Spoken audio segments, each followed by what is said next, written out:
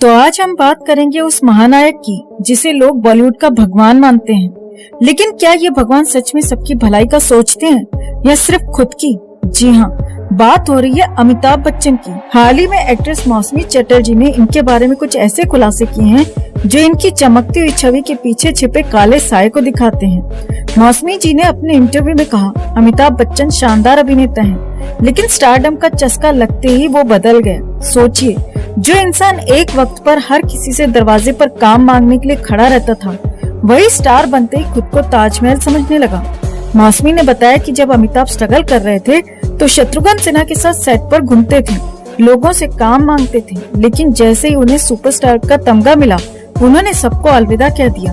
पुराने दोस्तों से दूरी बना ली और नए कलाकारों की मदद करने का तो सवाल ही नहीं उठता। मौसमी का कहना है कि अमिताभ सेट पर किसी से बात तक नहीं करते थे, न कोई हंसी मजाक, न कोई हलचल। ऐसा लगता था जैसे सेट पर कोई राजा महाराजा पधार गए हों। और लंच भाई साहब अपने हेयर ड्रेसर के साथ चुपचाप अपने कमरे में करते थे। यूनिट के लोग उनसे बात करने की कोशिश करते थे, लेकिन अमिताभ के पास समय ही कहाँ था। अब जरा सोचिए, जो इंसान सेट पर यूनिट के लोगों से बात करना तक अपनी शान के खिलाफ समझता हो, वो भला दूसरों की मदद क्या ही करेगा। और हाँ, एक और दिलचस्प बात, मौसमी ने बताया कि अमिताभ के भाई अजिताभ उनके लिए गाड़ियां अरेंज करते थे ताकि सुपरस्टार साहब आराम से घर जा सकें। अरे भाई, इतने बड़े स्टार होकर भी खुद गाड़ी बुलाने की जहमत नहीं उठा सकते, भाई को ही चौकीदार बना दिया। मौसमी ने आगे कहा कि जब अमिताभ स्ट्रगल कर रहे थे तब हर किसी से मदद मांगते थे, लेकिन जैसे ही स्टार बने सबको भूल गए, पुराने दोस्तों से रिश्ता तोड़ लिया और इंडस्ट्री के नए टैलेंट की मदद करना तो उनके लिए जैसे गुनाह हो गया। अब दोस्तों, सवाल ये उठता है कि क्या अमिताभ बच्चन सच में महानायक हैं या फिर ये सिर्फ चमक दमक से ढकी हुई एक स्वार्थी शख्सियत है? मौसमी चटर्जी का बयान हमें सोचने पर मजबूर करता है कि क्या स्टारडम पाने के लिए इंसान को अपने पुराने रिश्ते और इंसानियत को कुर्बान करना पड़ता है? और सबसे बड़ी बात, अमिताभ बच्चन हमेशा इन आरोपों पर चुप क्यों रहते हैं? क्या ये चुप्पी उनकी सहमति है या फिर वो जानते हैं कि सच्चाई सामने आ गई तो उनकी महानायक वाली इमेज ध्वस्त हो जाएगी? आप क्या सोचते हैं? अमिताभ बच्चन सच में इतने महान हैं जितना वो दिखाते हैं, या फिर ये सब बस एक फिल्मी स्क्रीन की तरह दिखावा है? कमेंट करके आप भी अपनी बात, अपनी राय जरूर रखें और वीडियो को ज्यादा से ज्यादा लाइक और शेयर कर अपना प्यार और सपोर्ट भी जरूर दिखाएं। तो ऐसा लगता है जैसे गौरी खान ने बॉलीवुड में एक नया नियम सेट कर दिया है। अगर आप मेरे सर्कल में हैं, तो आपको मुझसे ही घर डिजाइन कराना पड़ेगा। अब चाहे डिजाइन अच्छा हो या डिजास्टर, गौरी के गुड बुक्स में रहना तो जरूरी है। तो चलिए आज इस पूरे गौरी खान डिजाइन्स के ड्रामे को एक्सपोज करते हैं। गौरी खान, जो शाहरुख खान की पत्नी है, 2010 से पहले तक डिजाइनिंग के फील्ड में कहीं नजर नहीं आती थी, लेकिन जब मन्नत का रिनोवेशन हुआ तब उनका एहसास हुआ कि ये उनका पैशन है और बस 40 की उम्र में उन्होंने खुद को इंटीरियर डिजाइनर का टैग दे दिया। 2013 में गौरी खान डिजाइन्स लॉन्च किया और देखते ही देखते उनका नाम बॉलीवुड में छा गया। लेकिन असली काम कौन करता है? उनकी टीम। गौरी सिर्फ शोपीस बनकर चीजों को ग्लैमराइज करती हैं। अब आते हैं गौरी के फेमस डिजाइन्स पर। कैटरीना कैफ का टेरेस, जो गौरी ने लिविंग रूम में बदल दिया। टेरेस पर कारपेट, सोफे और कुशन, बारिश हो या धूप, सबका सत्यानाश। कैटरीना के एक्सप्रेशन साफ कह रहे थे, इसके लिए इतना पैसा। जैकलिन फर्नांडिस का बेडरूम भी ऐसा ही एक डिजास्टर साबित हुआ।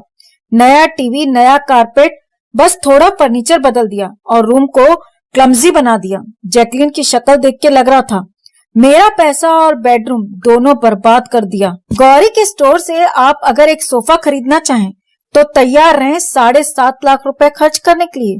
और साइड लैम्प, भाई वो 85,000 रुपए का मिलेगा। और ये फर्नीचर गौरी की टीम डिजाइन नहीं करती, बल्कि रेडीमेड पीस लेकर तिगुने दाम में बेचती है। और वेबसाइट का हाल 404 एरर से भरी हुई। एक लग्जरी ब्रांड को ऐसी सर्विसेज शोभा नहीं देती। अनन्या पांडे, जिनका करियर अभी स्टेबल भी नहीं है, उन्होंने भी गौरी को ही चुना। क्यों? शायद इसीलिए क्योंकि अगर वो किसी और डिजाइनर को हायर करती तो बॉलीवुड का अनसेट रूल टूट जाता। बॉलीवुड सेलिब्रिटीज गौरी से डरते हैं क्योंकि उनका नाम जुड़े बिना शायद बॉलीवुड के एलिट सर्कल का हिस्सा बनना मुश्किल है। करण जौहर और बाकी स्टार वाइफ्स का फेक एडमायरिंग टोन देख के साफ समझ आता है कि गौरी के वैलिडेशन के बिना ये लोग अपनी पहचान खोने से डरते हैं। गौरी खान को एक डिजाइनर मानना मुश्किल है, खासकर जब काम का बड़ा हिस्सा उनकी टीम करती है और जो डिजाइन खुद करती हैं वो या तो प्रैक्टिकल नहीं होते या बस ग्लैमरस दिखाने के लिए होते हैं। तो सवाल ये है, क्या गौरी खान डिजाइन्स वाकई डिजाइनिंग है या फिर सिर्फ एक पावरफुल नाम का इस्तेमाल कर मुनाफा कमाने का तरीका? आपको क्या लगता है, क्या ये ओवरहाइप है या आप इससे सहमत नहीं हैं? कमेंट में इसे लेकर आप भी अपनी बात, अपनी राय जरूर रखें और वीडियो को ज्यादा से ज्यादा लाइक और शेयर कर अपना प्यार और सपोर्ट भी जरूर दिखाएं।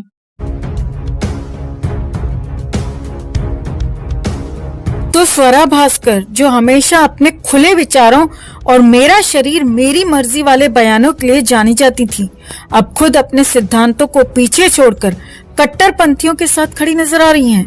हाल ही में उन्होंने एक ऐसे मौलाना से मुलाकात की जो लड़कियों की शिक्षा को हराम बताता है। लेकिन सवाल यह है कि फेमिनिज्म की ध्वजवाहक स्वरा भास्कर को ये बदलाव क्यों करना पड़ा? तो आपको दिखाते हैं, बताते हैं सब। आप भी इस खबर को ज्यादा से ज्यादा लाइक और शेयर कर अपना प्यार और सपोर्ट दिखाएं और कमेंट में इसे लेकर आप भी अपनी बात, अपनी राय जरूर रखें। चैनल को सब्सक्राइब कर चैनल के साथ जुड़कर हमारी ताकत बने।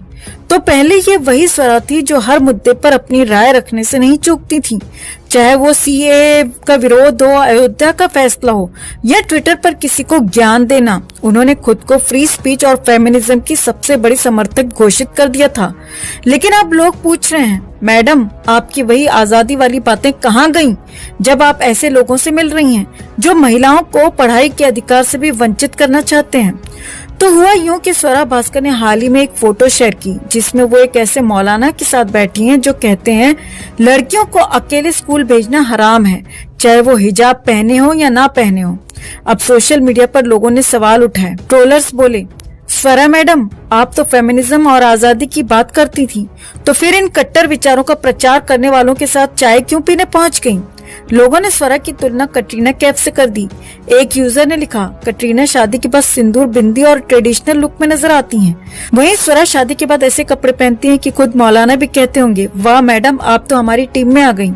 एक और ने लिखा, कटरीना ने धर्म बदलकर भी हमारी परंपराओं को अपनाया, लेकिन स्वरा जो हिंदू थी ने शादी के बाद वो सारे विचार छोड़ दिए जो वो खुद सोशल मीडिया पर फैलाती थी। स्वरा के पुराने विवाद भी इस मौके पर याद किए जा रहे हैं, जैसे अयोध्या फैसले पर उनका बयान कि हम ऐसी सरकार के अधीन हैं जिसे संविधान पर भरोसा नहीं है। भारत के खिलाफ उनके बयानों और पोस्ट पर भी लोगों ने सवाल उठाए। लोग अब पूछ रहे हैं, स्वरा जो खुद फ्रीडम और सेक्युलरिज्म की मसीहा बनती थी, वो अब ऐसे लोगों की विचारधारा को क्यों अपनाने लगी? तो सवाल यह है कि स्वरा के इस कदम के पीछे असली वजह क्या है? क्या ये उनकी राजनीति में एंट्री की तैयारी है या फिर ये सिर्फ पब्लिसिटी स्टंट है ताकि लोग उन्हें फिर से नोटिस करें? आपको क्या लगता है?